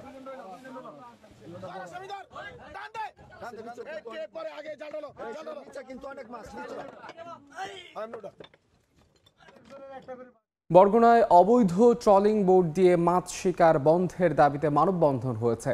রোববার দুপুরে পাথরঘাটা মৎস্য অবতরণ কেন্দ্রে অনুষ্ঠিত মানববন্ধন ও সমাবেশে বক্তারা বলেন, ইন্ডাস্ট্রিয়াল ট্রলিং বোট ব্যবহারের মাধ্যমে সাগরের 40 মিটার গভীরতা থেকে মাছ শিকারের অনুমতি রয়েছে। অভিযোগ করেন, তবে সক্ষমতা না থাকায় অবৈধ ট্রলিং বোট 5 থেকে 10 মিটার গভীরতা থেকে শিকার করছে মাছ। এরই সঙ্গে ব্যবহার হচ্ছে ছোট ফাঁসের জাল, যাতে ধরা পড়ছে সব আকৃতির মাছ। ধ্বংস হচ্ছে সমুদ্রে মাছের আবাসস্থল। দেখা দিয়েছে আকাল। এতে বিপাকে পড়েছেন বৈধভাবে মাছ শিকার করা জেলেরা। মৎস্য সম্পদ রক্ষায় সাগরের অবৈধ ট্রলিং বোট বন্ধের দাবি জানান জেলেরা। 2, 4, 5, 7 বছরের ভিতরে এই সাগরে এইভাবে যদি ট্রলিং টানে তাহলে আর মাছ থাকবে না। সমুদ্রে ছোট মাছ ধরার কারণে আমরা মাছের খুব সংকটে পড়ে গেছি। ট্রলিং তো সকল মাছ মারিয়ে ফেলায়, যার জন্য এখন জেলেরা মাছ পায় না। তো অবৈধ ট্রলিংয়ের কারণে ক্ষতি হয়েছে, মাছের ক্ষতি হয়েছে বিশাল আকারে। তিস্তা মহাপরিকল্পনার কাজ শুরুর দাবিতে মানববন্ধন ও মশাল মিছিল করেছে চট্টগ্রাম বিশ্ববিদ্যালয়ের রংপুর ডিভিশন স্টুডেন্টস ইউনিট। রোববার সন্ধ্যায় বিশ্ববিদ্যালয়ের শহীদ মিনারে এই মানববন্ধন শুরু হয়।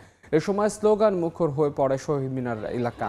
মানববন্ধনে সংহতি জানান চাকসুর নবনির্বাচিত জিএস সাইদ বিন হাবিব, যোগাযোগ ও আবাসন সম্পাদক ইসহাক ভূঁইয়া ও জাতীয় নাগরিক পার্টির উত্তরাঞ্চলের সংগঠক রাসেল আহমেদ সহ অন্যান্যরা। এ সময় খরা, ভাঙন আর প্লাবন কবলিত তিস্তা পাড়ের মানুষের মানবেতর জীবনযাপনের দুঃখ দুর্দশা তুলে ধরা হয়। অনতিবিলম্বে তিস্তা মহাপরিকল্পনা বাস্তবায়নে সরকারের প্রতি আহ্বান জানান শিক্ষার্থীরা। পরে মশাল মিছিল বের হয়ে 0 পয়েন্টে গিয়ে শেষ হয়।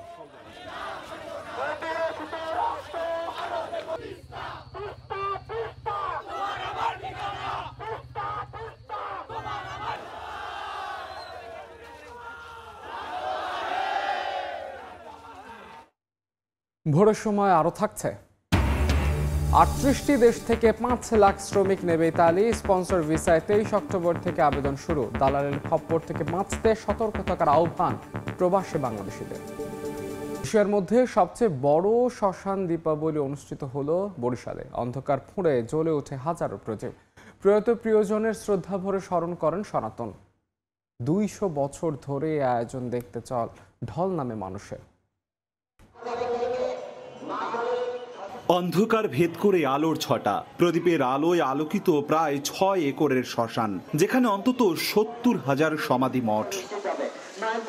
বরিশাল নগরের কাউনিয়ায় উপমহাদেশের বৃহৎ এই মহাশ্মশান। সনাতন ধর্মাবলম্বীদের বিশ্বাস মতে বাংলা পঞ্জিকার কার্তিক মাসের ভূত চতুর্দশী তিথিতে হয় ঐতিহ্যবাহী শ্মশান দীপালি উৎসব। ফুলের শ্রদ্ধা, চোখের নোনা জলে আর প্রয়াত প্রিয়জনের খাবারের পস্যা বসিয়ে স্মরণ করা হয়। আমাদের যারা প্রয়াত প্রিয়জন আছে তাদেরকে আমরা স্মরণ করি। এটি অনেক বড়, এখানে অনেক সমাধি সংরক্ষিত রয়েছে। সামনের দিনগুলোতে যাতে আমরা আসতে পারি, এইটাই আমাদের ঈশ্বরের কাছে কামনা। আর তার পরিবার যদি কোনো শুভ কর্ম করে, সেই শুভ কর্ম তার হাতে অর্পণ করা হয়। প্রদীপ প্রজ্বলনের মাধ্যমে তাদের শ্রদ্ধা নিবেদন করি। আনন্দ উৎসবের মধ্য দিয়ে দীপাবলি উৎসবটা পালন করতে পারি। এই উৎসব এখন পরিণত হয়েছে বরিশালের একটি সামাজিক মিলন মেলায়। ধর্ম বর্ণ নির্বিশেষে শ্মশান দীপালিতে অংশ নেন সবাই। প্রতি বছর 1 লক্ষর মতো মানুষ হয়, এবছরও আশা করি ওই পরিমাণেই মানুষ হবে। দীপালি উৎসব ঘিরে নিরাপত্তা বজায় রাখার সব ধরনের ব্যবস্থা নেয় প্রশাসন। আমাদের প্রায় 2 শতাধিক পুলিশ বিভিন্ন স্পটে নিরাপত্তা নিশ্চিত করার লক্ষ্যে কাজ করে যাচ্ছে। এখানে সিটিএসবি কাজ করছে, ডিবি কাজ করছে। পরিবেশটা যেটা ধর্মীয়ভাবে থাকে, ভাব গাম্ভীর্যের সাথে রয়েছে। এক কথাতে আমরা মনে করি ধর্মীয় কাজ যে যত বেশি করবে সে যত পরিশীলিত নাগরিক হবে দেশে। 200 বছরের প্রাচীন এই মহাশ্মশানে 1927 সাল থেকে দীপালি উৎসব পালিত হয়ে আসছে। সোমবার রাতে হবে শ্যামা পূজা। অপূর্ব অপু, সময় সংবাদ, বরিশাল। জমকালো আয়োজনের মধ্য দিয়ে হয়ে গেল ঢাকাস্থ মাদারীপুর জেলা সাংবাদিক সমিতির ফ্যামিলি ডে। অনুষ্ঠান ঘিরে সাংবাদিক ও তাদের পরিবারের সদস্যদের মিলন মেলায় পরিণত হয়। নগর জীবন এড়িয়ে নির্মল আনন্দ উপভোগ করেন তারা। বিস্তারিত নাসিরউদ্দিন উজ্জ্বলের রিপোর্ট। ক্যামেরায় ছিলেন আবু সাইদ। দেশাত্মবোধক গানের সঙ্গে শিশুদের মন মাতানো নৃত্য, সুর আর ছন্দের তালের মূর্ছনায় এই নৃত্য প্রদর্শনে মুগ্ধ দর্শক শ্রোতা। সাংস্কৃতিক অনুষ্ঠান সহ আকর্ষণীয় নানা আয়োজনের মধ্য দিয়ে হয়ে গেল ঢাকাস্থ মাদারীপুর জেলা সাংবাদিক সমিতির ফ্যামিলি ডে 2025। শনিবার ঢাকা মাওয়া এক্সপ্রেস ওয়ে ঘেঁষা মুন্সিগঞ্জের নিমতলার মডার্ন গ্রিন পার্কে হয় দিনব্যাপী এই অনুষ্ঠান। এতে সংগঠনটির সদস্য, পরিবারের সদস্য সহ অতিথিরা অংশ নেন। সদস্য ও তাদের সহধর্মিণীদের হয় পিলো পাচিং প্রতিযোগিতা, টান টান উত্তেজনা ও শ্বাস রুদ্ধকর প্রতিযোগিতায় অংশ নিয়ে নির্মল আনন্দ উপভোগ করেন তারা। আমাদের লাইফ এখন যে যান্ত্রিক হয়ে গেছে, তাতে মাঝে মাঝে এরকম একটু ব্রেক নিলে আসলে ভালোই লাগে। চমৎকার আয়োজনটি আমাদেরকে আসলে অনেক বেশি আপ্লুত করেছে। এই প্রথমে এসে আমি আসলে অভিভূত। দরজায় কড়া নাড়ছে শীত, ঋতু বৈচিত্র্যতায় এমনই এক পরিবেশে নবাগত হেমন্তের ছুটির দিনটি পার্কের আকর্ষণীয় পরিবেশে সময় কাটাতে পেরে খুশি সবাই। আনন্দ করেছি, মজা করেছি, সুইমিং পুলে গোসল করেছি। এখানে খুব মজা হয়, আমি এখানে খেলছি। আধুনিক মানের রাইডস আর উন্নত যোগাযোগের কারণেই ভ্রমণ পিয়াসুদের দৃষ্টি এখন রাজধানীর কাছের এই পিকনিক স্পটে। আর সেখানেই কর্মজীবনের ব্যস্ততার মাঝে পরিবার পরিজন নিয়ে একটি দিন কাটানো বিশেষ ভালো লাগার। আমরা যারা সাংবাদিক আছি তারা তো সবসময় একটা কাজের চাপের ভিতর থাকি, কিন্তু একটু রিক্রিয়েশনের দরকার। তো এই আমাদের মাইন্ড রিসেট হয়েছে এই প্রোগ্রামে আসার কারণে। আয়োজনটির প্রধান অতিথি বলেন, এমন আয়োজন ভ্রাতৃত্ববোধ ও ঐক্য জাগরুকের পাশাপাশি কর্মস্পৃহাকে আরো বাড়িয়ে তোলে। একই সাথে তিনি বাংলাদেশকে স্বর্গভূমিতে রূপান্তরে সৃজনশীলতায় গুরুত্বারোপ করেন। মাদারীপুরের প্রতিটি অঞ্চলকে যে একটা স্বনির্ভর গ্রাম বা একটা শিল্পাঞ্চল করে তোলার যে একটা ইচ্ছা, সেই ক্ষেত্রে তারা যে আজকে ঐক্যবদ্ধ হয়েছে আমাদের এবং আমরা এবং আমাদের রাজনীতি কর্মী এবং সাংবাদিকরা, আমরা উভয় পক্ষ সমন্বয় করে সম্মিলিতভাবে সেই প্রচেষ্টাকে সফল করতে পারবো বলে আমি মনে করি। শিশুদের আনন্দ আর হই হুল্লোড়ের পাশাপাশি বিজ্ঞান মনস্ক ভাবনা দিতে পার্কটিতে 20টি রাইডস রয়েছে। 6 একর জমির উপর নির্মিত মডার্ন সিটির মডার্ন এই পার্কে প্রতিদিন হাজারো পর্যটক আসে তাদের এই আনন্দ উদযাপনের জন্য। মুন্সিগঞ্জের নিমতলা থেকে নাসির উদ্দিন উজ্জ্বল, সময়। দেশের বাইরের খবর। দফায় দফায় হামলার পর যুদ্ধবিরতি পুনর্কার্যকরের ঘোষণা দিল দখলদার ইসরায়েল। পরবর্তী নির্দেশ না দেয়া পর্যন্ত আজকে দেয়া হয়েছে গাজায় ত্রাণবাহী ট্রাক প্রবেশও। এদিকে গাজার খান ইউনিস, দেইর আল বালাহ ও মধ্যাঞ্চলে একযোগে বিমান হামলা চালিয়েছে তেল আবিব। এতে প্রাণ হারিয়েছেন অন্তত 42 ফিলিস্তিনি। সেনাদের উপর হামলার অভিযোগে এই পাল্টা আঘাত বলে দাবি ইসরায়েলের। তবে যুদ্ধবিরতি লঙ্ঘনের দাবি অস্বীকার করেছে হামাস। স্থানীয় সময় রোববার সকালে গাজার খান ইউনিস এলাকায় একের পর এক বিমান হামলায় আকাশ জুড়ে ছড়িয়ে পড়ে ধোঁয়ার কুণ্ডলী। হাসপাতাল সূত্রে জানা যায়, ইসরায়েলি গোলাবর্ষণ ও বিমান হামলায় নিহত হয়েছেন অনেকে। আহতদের দ্রুত নাসের হাসপাতালে নেওয়া হয়। নিহতদের বেশিরভাগই শিশু বলে জানান চিকিৎসকরা। গাজা উপত্যকার নুসাইরাত, খান ইউনিস, রাফা ও আল জাওয়াইদা শহরে ইসরায়েলি বিমান হামলায় ফিলিস্তিনি স্বাধীনতাকামী সংগঠন হামাসের সশস্ত্র অভিজাত শাখা আল কাশেম ব্রিগেডের কমান্ডার সহ বেশ কয়েকজন নিহত হয়েছেন বলে জানায় আল আউদা হাসপাতাল। এছাড়া মধ্য গাজার এক আবাসিক এলাকায় ইসরায়েলি হামলায় ধ্বংস হয়েছে মিডিয়া প্রোডাকশন কোম্পানির ভ্যান ও সম্প্রচার সরঞ্জাম। নিহত হন কোম্পানির একজন সম্প্রচার প্রকৌশলী ও তার শিশু সন্তান। সহকর্মীরা জানান, এলাকাটি ছিল সম্পূর্ণ বেসামরিক, যেখানে আন্তর্জাতিক সংবাদ মাধ্যমের টিম কাজ করছিল। হামলার নিন্দা জানিয়েছে স্থানীয় সাংবাদিক সংগঠনগুলো। ইসরায়েলি সেনাদের ওপর হামলার জবাবে এই অভিযান বলে দাবি করছে তেল আবিব। সেনাদের ওপর এ হামলার প্রতিবাদে হামাসকে চরম মূল্য দিতে হবে বলে হুঁশিয়ারি দিয়েছে দেশটির প্রতিরক্ষা মন্ত্রী ইসরায়েল কাটজ। ইসরায়েলি গণমাধ্যমের তথ্য মতে ত্রাণবাহী ট্রাক প্রবেশও আটকে দেওয়া হয়েছে গাজায়। তবে যুদ্ধবিরতি লঙ্ঘনের দাবি অস্বীকার করেছে হামাস। এরই মধ্যে ইসরায়েল সফর একদিন স্থগিত করেছেন যুক্তরাষ্ট্রের ভাইস প্রেসিডেন্ট জেডি ভ্যান্স। এদিকে হামলার কয়েক ঘন্টা পর যুদ্ধবিরতি পূর্ণ কার্যকরের ঘোষণা দিয়েছে দখলদার ইসরায়েল। রাজনৈতিক পর্যায়ের নির্দেশনা অনুযায়ী এবং গাজায় সিরিজ হামলার পর হামাসের ভঙ্গ করা যুদ্ধবিরতি কার্যকর শুরু হয়েছে বলে জানায় ইসরায়েলের প্রতিরক্ষা বাহিনী। ইয়াসমিন অনন্যা, সময় সংবাদ। ইউক্রেনের দোনেৎস্ক অঞ্চলে আরও একটি এলাকা দখলে নেয়ার দাবি করেছে রাশিয়া। ইউক্রেন ও রাশিয়ার ওয়েনবার্গ প্রাকৃতিক গ্যাস প্রক্রিয়াকরণ কেন্দ্রে ড্রোন হামলা চালিয়েছে। এদিকে ইউক্রেনে দীর্ঘ পরিসরে টমাহক ক্রুজ মিসাইলের সরবরাহের সম্ভাবনা বিবেচনা করছেন বলে জানিয়েছে মার্কিন প্রেসিডেন্ট ডোনাল্ড ট্রাম্প। বড় পশ্চিমা সহায়তা থাকা সত্ত্বেও ইউক্রেনের রাশিয়ার বিরুদ্ধে জয় অসম্ভব বলে মন্তব্য করেছেন যুক্তরাজ্যের সাবেক প্রধান প্রতিরক্ষা কর্মকর্তা। ক্রমেই তীব্র হচ্ছে রাশিয়া ইউক্রেন দুপক্ষের সামরিক উত্তেজনা। স্থানীয় সময় শনিবার ইউক্রেনের ডোনেৎস্ক অঞ্চলের আরও একটি এলাকা দখলে নেয়ার দাবি করে রাশিয়ার প্রতিরক্ষা মন্ত্রণালয়। পাশাপাশি ইউক্রেনের রেলপথ, সামরিক শিল্পকেন্দ্র এবং প্রতিরক্ষা মন্ত্রণালয়ের ড্রোন প্রশিক্ষণ কেন্দ্র লক্ষ্য করে হামলা চালায় মস্কো। রুশ মন্ত্রণালয় আরও জানায়, ইউক্রেনের 140টি ড্রোন, 6টি হিমার্স ক্ষেপণাস্ত্র এবং 4টি গাইডেড বোমা ধ্বংস করেছে রুশ বিমান প্রতিরক্ষা বাহিনী। এদিকে স্থানীয় সময় শুক্রবার সন্ধ্যা থেকে শনিবার পর্যন্ত রাশিয়ার 136টি ড্রোন ধ্বংস করার দাবি করে ইউক্রেন। এদিকে রাশিয়ার ওরেনবার্গ প্রাকৃতিক গ্যাস প্রক্রিয়াকরণ কেন্দ্রে ড্রোন হামলা চালিয়েছে ইউক্রেনের সেনাবাহিনী। স্থানীয় সময় শনিবার রাতে ওরেনবার্গ অঞ্চলে এই হামলার পাশাপাশি সামারার একটি তেল শোধনাগারও লক্ষ্যবস্তুতে পরিণত করে। ড্রোন হামলার পর কাজাখস্তান থেকে গ্যাস সরবরাহ সাময়িকভাবে বন্ধ রাখা হয়েছে বলে জানায় স্থানীয় প্রশাসন। যুক্তরাষ্ট্রের প্রেসিডেন্ট ডোনাল্ড ট্রাম্প বলেন, টমাহক মিসাইল সরবরাহ সহজ হবে না এবং ইউক্রেনকে কিছু ছাড় দিতে হতে পারে। ফক্স নিউজের সাক্ষাৎকারে ট্রাম্প বলেন, তিনি এখনও ইউক্রেনে দীর্ঘ পরিসরের টমাহক ক্রুজ মিসাইল সরবরাহের সম্ভাবনা বিবেচনা করছেন।